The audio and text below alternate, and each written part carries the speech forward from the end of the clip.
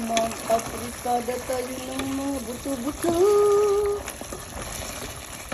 Yan.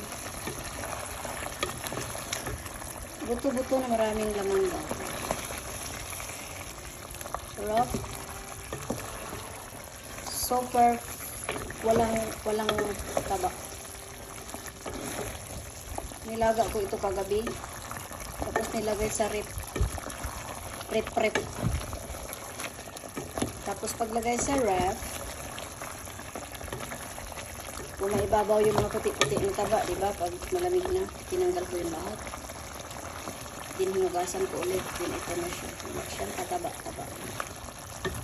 Sarap lang may pinya, pero ayaw naman kano, may pinya na luto. Gusto nyo natural lang. Okay, mga